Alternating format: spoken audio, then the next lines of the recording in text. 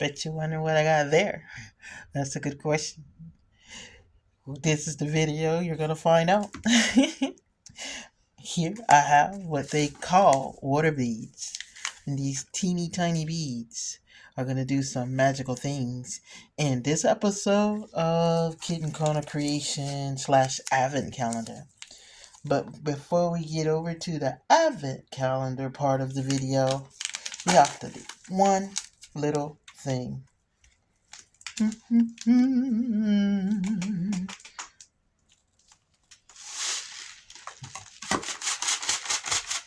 Yes, sir. Tub of water and over 1,000 little bitty beads. They did this real loud. Oh no, I guess I could cut it bigger. Oh, that was anticlimactic. Take two. A little tub of water and over 1,000 little tiny beads.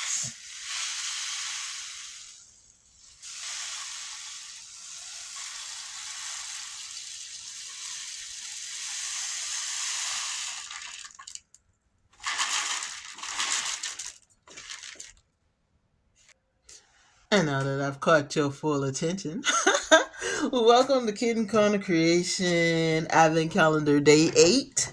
And we are here and getting things started. But first, before we get into that art project, I'm pretty sure I piqued your attention. Let's go ahead and get our calendars done. Like I said yesterday, I think I didn't give this little fella a fair shake.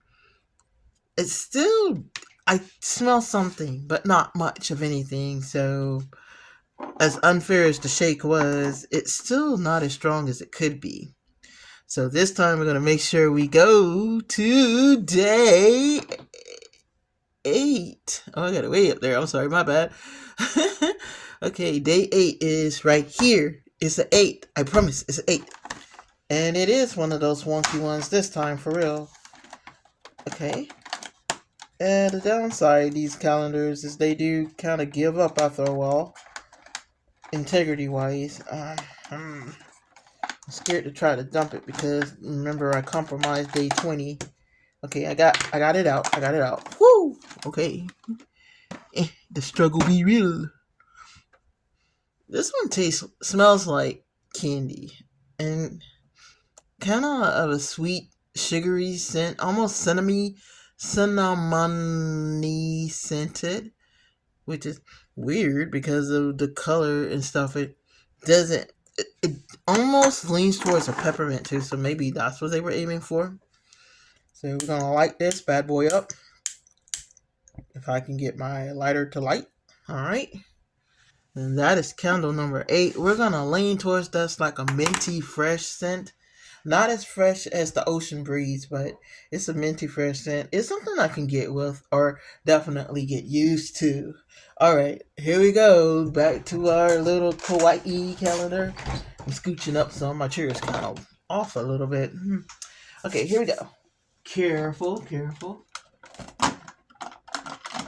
It is a figure. We don't have. Still dreading the candle thing. We have popcorn. Mini koi. Okay, just something on the inside. I was being nosy. We have popcorn. Yay! Hold on, 1 second. I'll show you it. There's a little space because we actually have a little ticket. Because isn't that cute? If I can get the ticket to go in there. It looks like it got smushed or something. It won't go in the little slot. It's kind of a purpose to feed it. It won't slide in its little slot. Well, how rude. Okay, but anyway, we got a little bitty popcorn thing and the ticket that goes with the little bitty popcorn thing. And there's a little slit right there that for some reason they're not trying to cooperate. Not really sure why they're not trying to cooperate. It's like, okay, I think I got it. Good enough. So we got a popcorn with some tickets. And it's movie magic popcorn. Yum. Okay, is that on the board? It is not on the board, so he goes in the middle. And we get to go to our other advent calendar, our last count. I call it the one I call the big boy. And let's find number 8 on it. Okay. I think I have y'all way out of focus. I apologize. Yeah, I do. Hold on. Let's see if I can't fix that a little. A little. Okay. Sorry about that. I didn't realize it was that out of focus. I kind of had it set up for the next, for us to do the project on. So that's my bad. Okay, number 8's right here. Let's pull it out. It's a pretty box. It's got little flowers and stuff on it. And turn it in. Pull it out. I have like, what is memos? A mem? What? Memo sheets. More notepad sheets. This time it is different. No, it's not. Just little memo sheets. Okay, I don't. Okay. I'm trying to see, are they all like that? Yeah, they are all like that. With the little thing on the top and the angel on the bottom. Do they even have different designs? They do have different designs, but it's long sheets that are kind of folded into it. So I guess kind of like a pre-torn list to get it to fit in a box, like a memo sheet, like the right list on. So I'll probably use one to do my Christmas shopping with. But yeah, I'm going to that I'm not excited about that, if I'm honest. I don't really see, it's not, like a solid piece of paper holding it, so you can't really use it like that. They're loose sheets of paper, so I mean, I guess. Alright, let's get to the water beads and see what we're working with. Switch back over. Okay, welcome back. Well, it wasn't a long time for you, but it was a long time for me. I've been here for a little over an hour trying to figure this out. I'm gonna start by saying, hey, a little goes a long way. I wish I had read the reviews before I poured that whole 180,000 beads into that little bucket. And what you see is only half of them. The rest of them are actually in a bucket on the floor and they are still growing. So if you want to attempt this, take it from me. Let me have made the mistake and just don't don't dump a whole bunch of them. Kind of gauge it however you want to. I couldn't give you any figures because I've honestly right at this point dumped them all in. But yeah, that happened. So while I'm doing it, I have some do's and some don'ts with water beads. Do use them if you want a creative way to decorate a space and you want something kind of magical and you want something unique. Do use them because they are very unique and it's a very magical thing if you can get it pulled off right. Don't have them around little kids. This is definitely not a little child's art project. If you do want to have a child work with you on it, make sure that you are supervising that child at all times because these beads have, as beautiful they have a danger side. And the danger side is as clear as they look, and I'm going to show you in a minute how you can see them now. And I'm going to show you what happens when water is added to the fully grown water bead. And it'll make sense why I say don't allow a little kid to play with these because it could end very badly for you. Don't, just take my word for it. Just don't, okay? So what I'm doing now, as you can probably tell if you've guessed it, I'm setting up like a little oceanic, if I could speak of the English scene, and we're going to actually set up some little surprises. You're seeing me do it, but I'm trying to do it real quick so that when I start filling up the water beads, um, you won't see everything that I've put in here, but I'm gonna put one more. We don't want it too crowded. So kind of this is about as live as you're gonna get with this type of art. Like I said, it's kind of, you can do it any way you want to. People use these for parties and so on and so forth. I just thought it'd be a cute decor. Period. I love working with new arts, and this was the one I wanted to try. Now I been planning to do this project for over a year. Um, when I saw one of my YouTubers that I follow do it, I was like, I want to do that. But um, things happened, and I ended up kind of putting it on the back burner. So when I finally decided now is the time, I went to put everything in my cart on eBay and realized, not on eBay, I'm sorry, Amazon, and to my pleasure, realized that a lot of the stuff that I was putting in the cart, I kind of already had, which was great, to be honest. So right now, what I'm doing while I'm telling the backstory is filling it up with the bees. I'm dumping out as much water as I can because the water is going to give away the surprise. So you got to kind of drain the bees. I should have got the little strainer, but I didn't. And plus, I'm thinking like a good bit of this water here is gonna soak into the sand.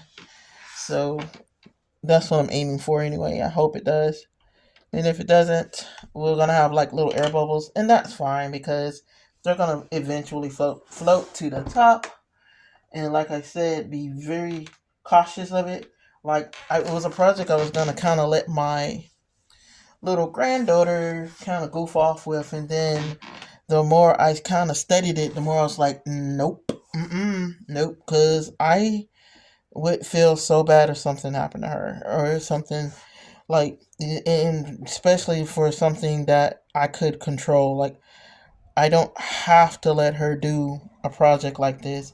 So, and because I don't have to let her do it, I'm not going to, and that's fine. I feel better telling her no than praying that she doesn't swallow a water bead.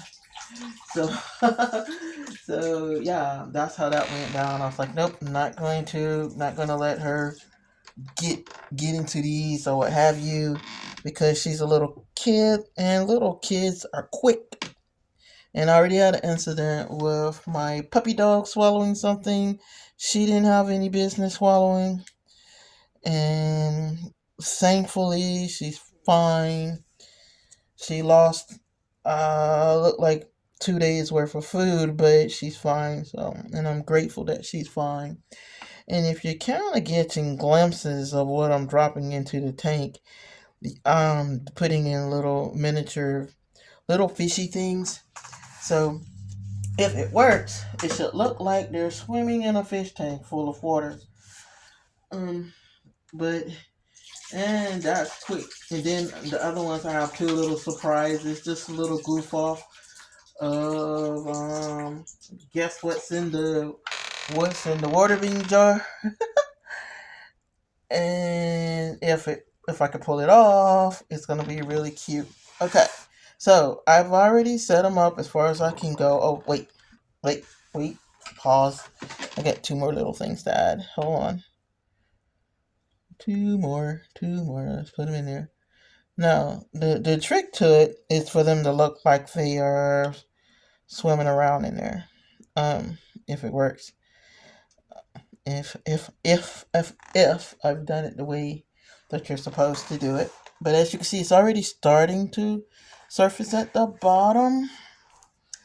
I'm gonna see if I can't bend the leggies on the cam without throwing the whole camera down, so that you can actually see it a little better. If we fall, I failed.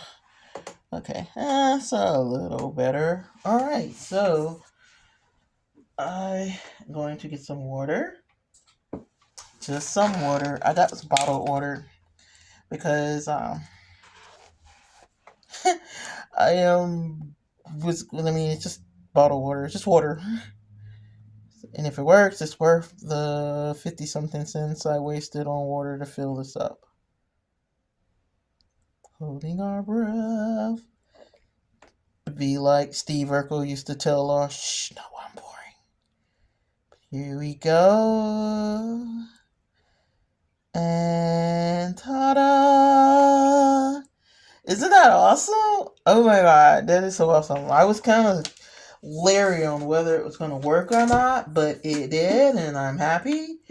The little fish look like they're swimming around. I have two little turtles. I'm going to see if I can carefully lift it up so that you can see it a little better. But I am ecstatic. Because, yes. Okay, you see my little fish swimming in there? And as all the air bubbles pop out, it'll just look like the fish are swimming in there. And cause that's all the air bubbles leave. It'll just look like the fish is swimming in there. Now, I tell you, that was really cool. Now, that was an art project. Now, guess what's in the jars? Let's start with, I guess this one, since it's over on that side. It is the telltale sign. I'm going to pour some of these beads out so I have room to pour water in. That's the other downside. You can't, like they've been soaking up. That's what I'm saying when I say they're still growing. They're still soaking up water. So I'm going to pour some of the beads out so I have room. This is something you might get for Valentine's Day. Or it's something that a little child would sleep with. What is it? Da da da. You ready to find out? Here we go.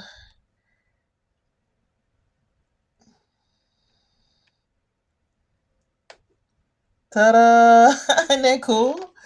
It's a little bear. And like I said, all the bubbles will burp out. But yeah, we got our cute little bear sitting in our water. And we'll put a little bit more water in there. And all the bubbles will burp out. And that's that. And that's that one. Now, let's do this one. And this one is kind of a telltale because I'm pretty sure as soon as I say my favorite cartoon character growing up, you can kind of get a hint of who it is. I'll give you 10 seconds to guess. It's a character, it's an animal, and as soon as I say this, you're gonna know. He hates Mondays and he loves lasagna. Okay, have you figured it out? Alright, let's see.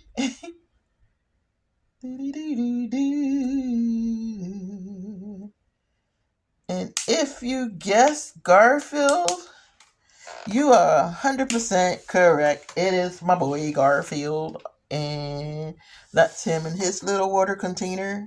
Now, what am I going to do with these? I am going to keep the fish tank one up for a while, just to kind of, I want to see how it looks once all the air bubbles get out of it. So it's more, that one has become a science experiment, but I wanted to see what it would look like. I have every intention of setting up a brand new one every month. So I have the one for December I will set up tomorrow, and I may have it already done to save a little time. But here's the last little cool little thing that makes these like so awesome. And that is to light them. And full disclosure, I've had the other kind of burning this whole time. So it had a subtle scent, but it's yeah, I smell mint now. When I blew it out, I smell mint. So I'm gonna light these for you real quick with our lighter. And these are soy candles that I got for my miniature kitchen.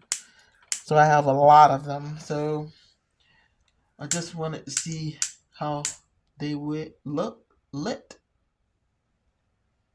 And of course, I can use the heart candles as well. and have a beautiful place setting. Some people use flowers floating in there, beads floating in there, anything that you can think of, you can float it up in the jar. The only stipulation is it needs to be waterproof. Yes, it really does need to be waterproof because, of course, if it's not, yeah, that might not end as well as you would want it to. Okay, quick questions. I know I skipped a question yesterday. It was what was your favorite decoration for Christmas? I would have to say mine is my Christmas tree. I like the tree kind of signifies that yeah, Christmas is fast and on its way. I have conversely not put up a Christmas tree the last 3 years except for the little miniature one I did jokingly, but I don't. It's I don't know. The reason for putting up the tree is kind of lost on me. I'll get into that in more detail another day, but not today.